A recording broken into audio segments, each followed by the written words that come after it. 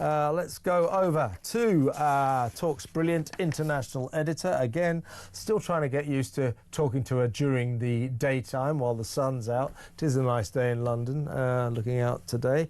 Unusual. Yes, welcome Isabel Oakeshott. Hi, Isabel. Good morning. And you were raising the question there about whether it's a good idea to allow wave after wave of people we know nothing about to come into our country. And I was dismayed to open the papers this morning to yet another truly appalling case of a murder committed by an asylum seeker who'd actually only been in our country for quite a short period before he went on a murderous rampage and randomly killed a restaurateur. And like our own papers, the Mail today asks the question, how much longer will the safety of the British people be endangered by this system? And I just feel people are in absolute despair over this, because every day when we allow more to cross over the channel illegally, and also in the backs of lorries, as you and I were discussing yesterday, we increase the possibility of this happening again. I'm actually going to go further than that. I don't think it's a possibility. It's a probability. And, you know, if you bring in a certain number of these people from very, very troubled places and very, very disturbed backgrounds, I'd say it's a near certainty that they're going to do dreadful things. Yeah, I think we're reaching a kind of critical mass on all of this, and the people are very, very concerned. It's been brought to a head, of course, by that terrible murder on Monday, about which we now have to be legally very careful, because an Afghani asylum seeker has been charged with a triple attempted murder, and that triple stabbing. I think the concerns that reverberated through the nation. There's poor Wayne Broadhurst, nice, happy guy, worked for the local council, popular, just walking his little dog down a suburban side street Monday afternoon, 5 p.m, ends up getting stabbed to death in a brutal, frenzied attack. People going, what the hell is going on? Then the authorities, fair play to them, they don't try and keep this secret anymore. They announce that the suspect, the person arrested on suspicion of this horrific murder, was a Afghani migrant who arrived here illegally on the back of a lorry 5 years ago and was subsequently allowed to stay under our ludicrously lenient asylum system. People going, what the hell is going on? Be careful about that case, because now we need to let the legal process take its course. But meanwhile, we find out that, or we remember just last week, another asylum seeker in Walsall. He was convicted in Wolverhampton Crown Court last week of brutally, viciously murdering a poor girl who worked behind the reception at his asylum seeker hotel, followed her out of the hotel and stabbed her 23 times with a screwdriver, and then was filmed dancing around and whooping with excitement.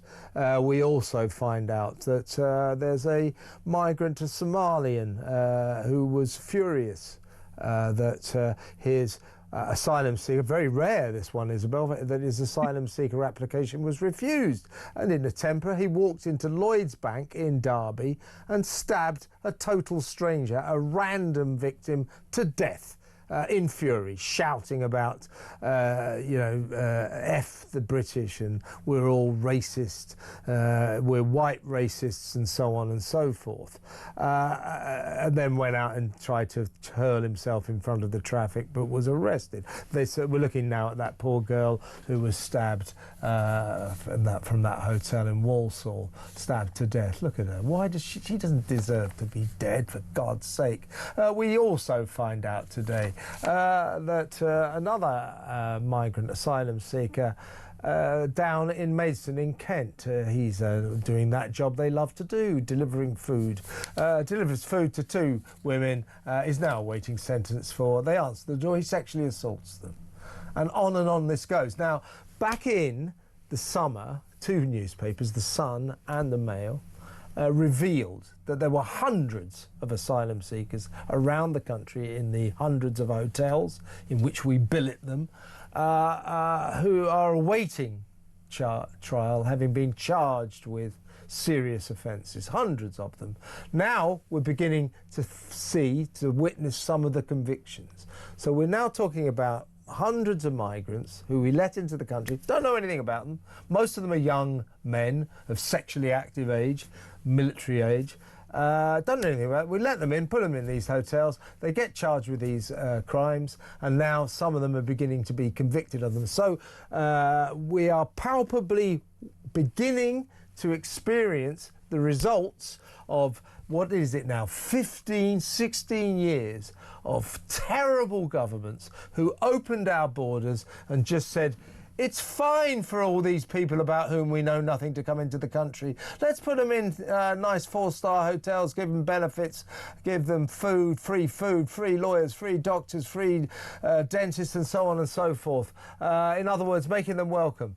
These governments, they've got some serious questions to answer.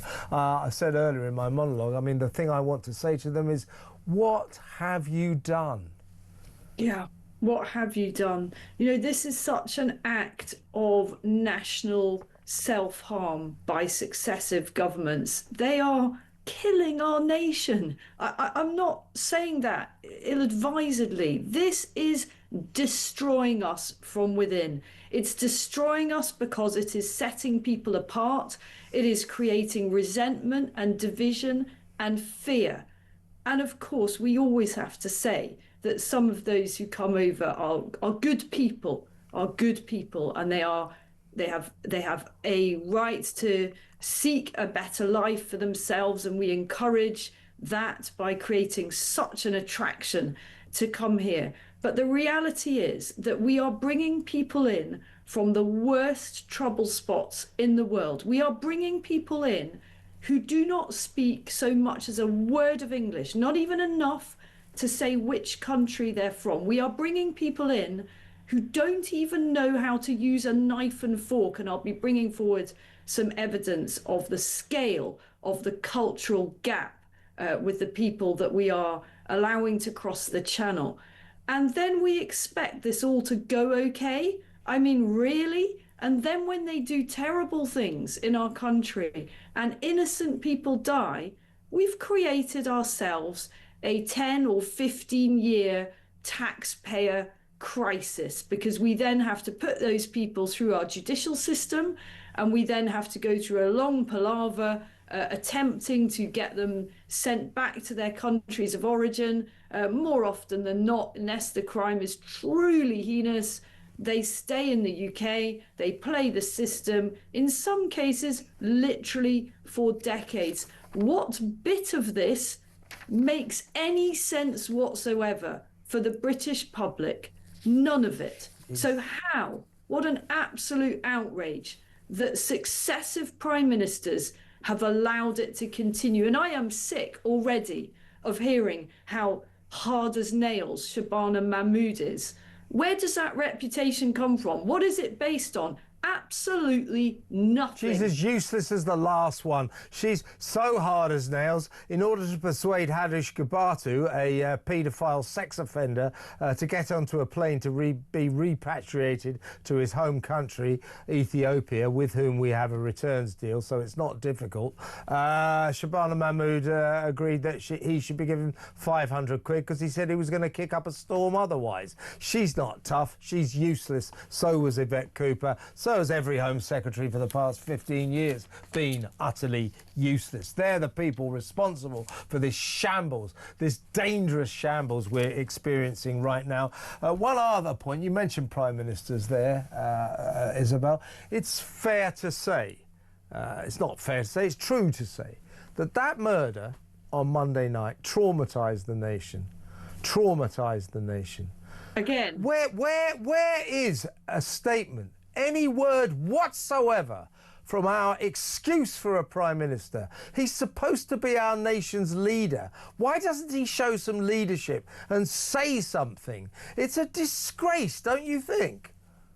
It is a total dereliction of duty, but it is no more, no less than we have come to expect from a supposed leader who is totally out of touch with how the nation feels. Remember how long it took him to really do or say anything particularly meaningful about the Axel Rudikabana case, all the while he led a system that deliberately tried to mislead us about keep secrets. Yeah, exactly. Indeed that. And you know, look, people are at breaking point with this. You know, am I going to wake up tomorrow to find another innocent person has been murdered, another young girl sexually assaulted?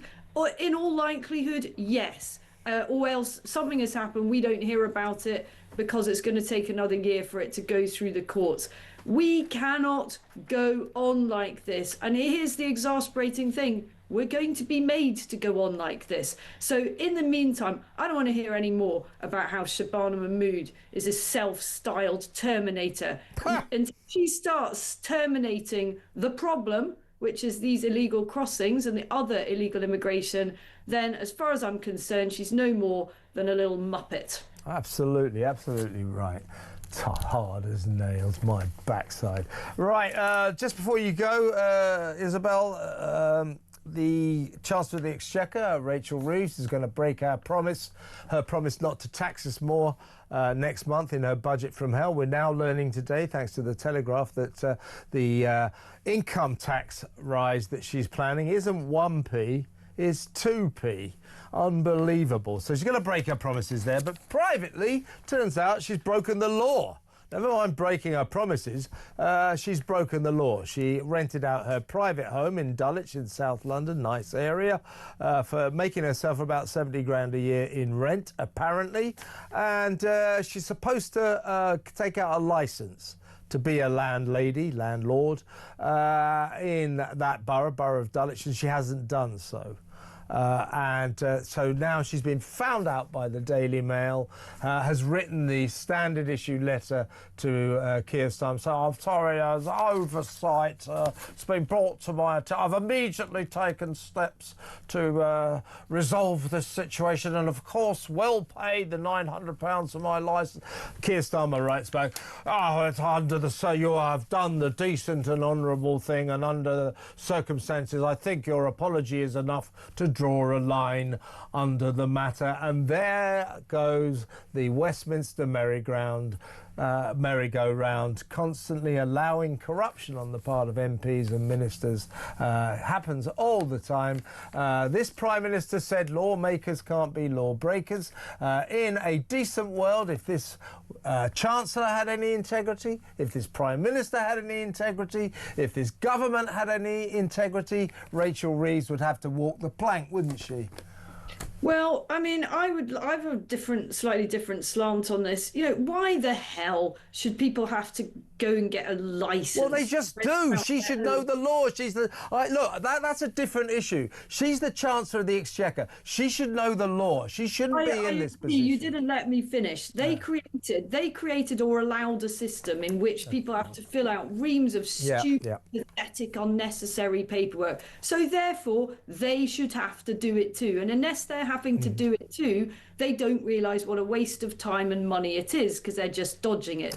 So I hate that. But even more, I hate the fact that they look to be about to break a manifesto pledge on income tax. Now, income tax, as everyone knows, it affects everyone who actually bothers to get out of bed and do a job. What they're not probably planning to do is reduce benefits in any shape or form. And they seem to think that you can go on taxing ordinary hard-working people as well as the so-called rich, on and on and on, tax. And that doesn't have an effect on the whole economy, a negative effect, if you're just spending on welfare and other non-growth related areas. This is absolutely a doom spiral. And I genuinely despair about where we're going with this. Totally right, Isabel. The reason she has to tax the backsides of us, break her promise next month, now we're hearing 2p in the pound, which is phenomenal. The reason she has to break her promise is because of her dreadful budget last October, which completely killed the economy and created a new £50 billion black hole in our finances, all down to Rachel from accounts. That's why she's got to tax us again. And we are, as you you quite rightly say, in an economic doom loop. It is an utter disaster. Isabel, always great to talk to you, and still surprising to talk to you during the day, but we'll do it again soon. That's Isabel Oakeshott, our excellent international editor.